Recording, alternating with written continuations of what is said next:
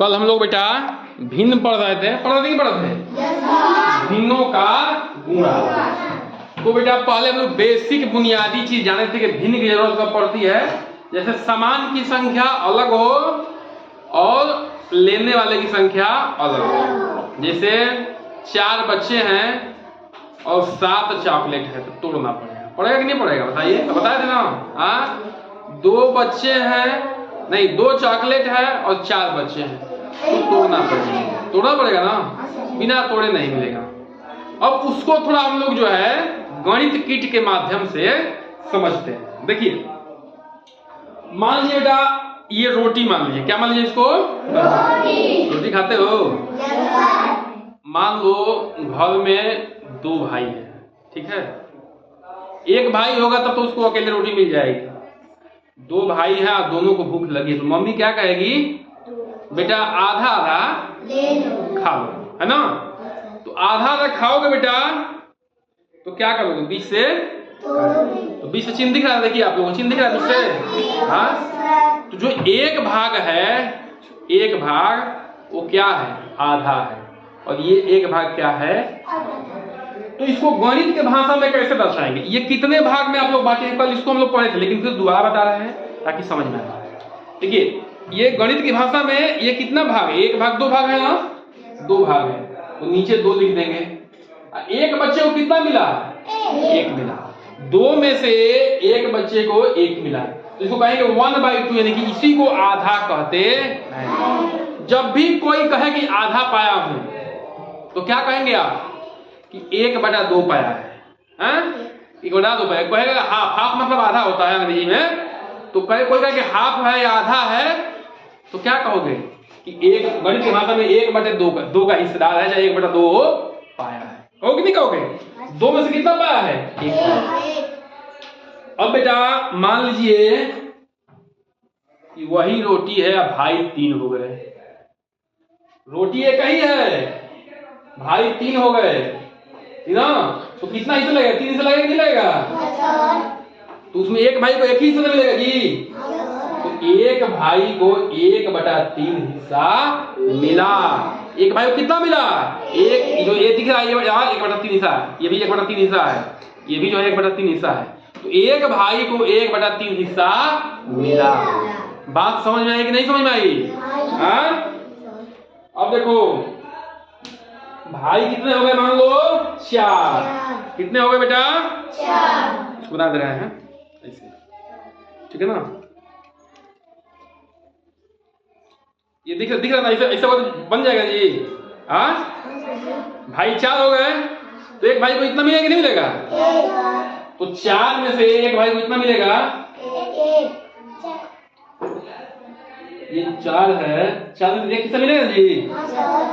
तो जो ये वाला भाग है, ये वाला, इसको कहेंगे 1/4। क्या कहेंगे? 1/4। बात समझ में आया? देखो अब यहां समझना वाली बात है बेटा, ये 1/4 है, ये आधा है और ये 1/3 है, ठीक है ना। ये आधा है तो आधा बड़ा है कि 1/3 बड़ा है कि 1/4 बड़ा है? हाँ, आधा बड़ा है, 1/3 उससे बड़ा है और 1/4 उससे छोटा है। क्या समझे? देखो ये आधा है ना, ये 1/3 है, ये 1/4 है। तो आधा बड़ा है, उससे थोड़ा छोटा 1/3 है और उससे थोड़ा छोटा 1/4 है। इसका मतलब क्या है बेटा? ध्यान समझो, ये सबसे बड़ा है, उसके बाद थोड़ा बड़ा ये है, इसके बाद सबसे छोटा क्या है? 1/4। तो हमें क्या दिख रहा है बेटा? कि अंश अगर समान है तो हर में जो संख्या बड़ी होती है वो पूरी संख्या क्या हो जाती है? छोटी हो जाती है। अभी देखे ना इसमें, रोटी में देखे कितने देखे? रोटी में देखे ना। अंश अगर समान है तो जिसके नीचे बड़ी संख्या से भाग दी रहेगी वो संख्या पूरी क्या हो जाएगी? सबसे छोटी हो जाएगी। ठीक है बच्चा, ये हमें समझना है भिन्न में। तो हम लोग भिन्न में इतना समझ गए और भिन्न का बेसिक चीज समझ गए। अब आगे थोड़ा हम लोग बढ़ते हैं, किसको देखते हैं? भिन्न के गुणा। कल भी पढ़े थे, आज भी दोहराते हैं। क्या सीखे थे भिन्न के गुणा में बच्चा? कि भिन्न के अंश का गुणा अंश से होगा, भिन्न के हल का गुणा हल से होगा। तो ये भिन्न है मान लीजिए, तो ये अंश है, ये हल है, ये अंश है, ये हल है। तो दो प्रश्न दिया हुआ है, हम लोग करते हैं इसको। देखिए बेटा, चाहेंगे तो ऊपर का ऊपर गुणा करके लिख देंगे, नीचे का नीचे गुणा करके लिख देंगे, उत्तर हमारा सही है, कोई गलती नहीं है। लेकिन करना क्या होता है बच्चा कि हमें सरलतम रूप में लिखना होता है। सरलतम माने कि अब इससे न कटे। और भिन्न का गुण आप लोग जानते हैं क्या होता है बताइए, कि ऊपर और नीचे सेम संख्या से गुणा करें या सेम संख्या से भाग दें, कोई अंतर नहीं पड़ने वाला, बस सेम संख्या को जोड़ना और सेम संख्या को घटाना मत। अच्छा, गुणा तो दिख रहा है बच्चा, लेकिन ये किसका चिन्ह है? ये भाग का चिन्ह, ये भाग का चिन्ह है। इससे इसमें भाग दे सकते हैं, इससे इसमें भाग दे सकते हैं, इससे इसमें भाग दे सकते हैं, इससे इसमें भाग दे सकते हैं। गुणा आमने सामने होगा, ठीक है, गुणा आमने सामने होगा और भाग ऐसे होगा, क्योंकि भाग का चिन्ह ये बटा वाला है और गुणा का चिन्ह ये सामने वाला है, ठीक है। तो गुणा आमने सामने होगा और भाग ऊपर नीचे होगा। भाग तभी देंगे जब एक संख्या से भाग देंगे और नीचे वाला ऊपर वाला भी कटे और नीचे वाला भी कटे। एक कट रहा है दूसरा नहीं कट रहा है तो भाग नहीं देंगे, ये ध्यान रखना, ठीक है। अब देखिए देखिए यहां से चलिए, देखिए बच्चा 11 का पढ़ा पढ़िए, 11 का में 11 11 दूनी का, तो ऊपर और नीचे 11 से भाग देंगे, तो 11 भाग देंगे तो 11 का में 11 कट गया, 11 दूनी का 22 में कट गया। इसका मतलब कि हमारा भाग सफल हो गया, जो उत्तर आता है उसको लिखते हैं, हमारा भाग इतना सफल हो गया। क्यों? क्योंकि ये 11 से ये भी कट रहा है, 11 से ये भी कट रहा है, सेम संख्या से दोनों कट रहे हैं। अब देखिए बेटा 3 से 6 कट जाएगा ना, 3 से 27 भी कट जाएगा। बताइए 3 दूनी का 6, 3 नवा 17, बोला। अब यहाँ क्या बचा? 2 बचा, यहाँ 2 बचा, यहाँ क्या बचा? 9 बचा। 2 दूनी का 9 का में 9। देखिए जब भाग देना हुआ तो ऊपर नीचे हम भाग दिए दिए कि नहीं दिए? गुणा करना हो रहा है तो आमने सामने गुणा करना है, ऐसे तो गुणा करना है जी।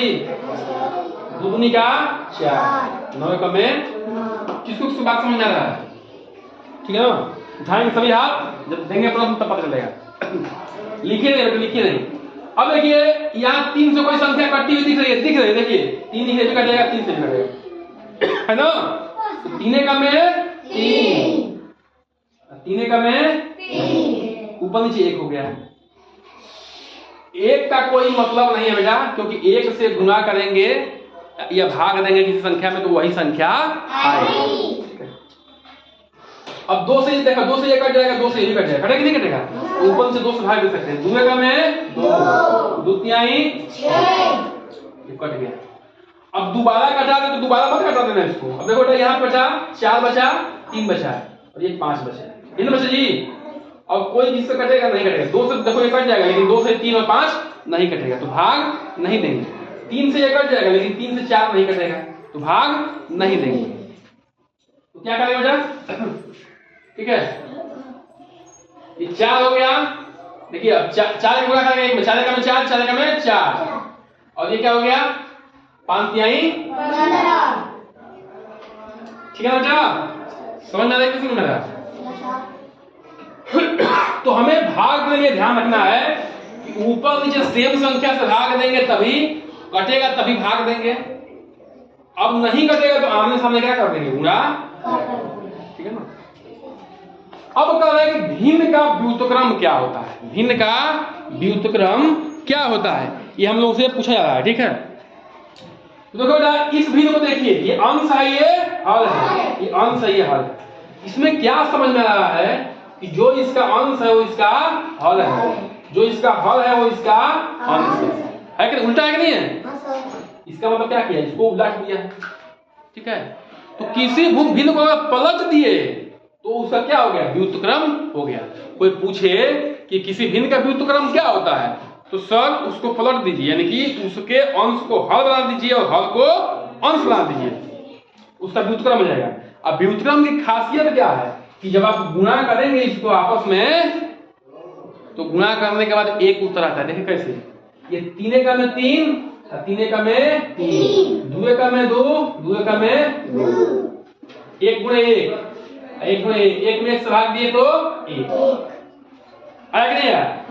तो यही है गुणात्मक प्रतिलोम, यानी कि जब कोई भिन्न दूसरे भिन्न से गुणा करने पर उत्तर उसका 1 आ जाए तो समझिए कि वो गुणात्मक एक दूसरे क्या है, गुणात्मक प्रतिलोम है, व्युत्क्रम है। गुणात्मक प्रतिलोम का मतलब क्या, कोई एक भिन्न है और दूसरे भिन्न से गुणा करने पर उत्तर 1 आ जा रहा है तो वो एक दूसरे क्या है, गुणात्मक प्रतिलोम है। बात समझ में आएगी नहीं समझ में आएगी? ठीक है ना। तो व्युत्क्रम का मतलब उतार दीजिए, अंश को हर और हर को अंश बना दीजिए। बाकी हम लोग जो है क्या पढ़ चुके हैं, वो बेसिक चीज देख लिए, ठीक है ना। बड़ा छोटा भी देख लीजिए भिन्न का, ठीक है। चलिए इसको आप लोग नोट डाउन करिए।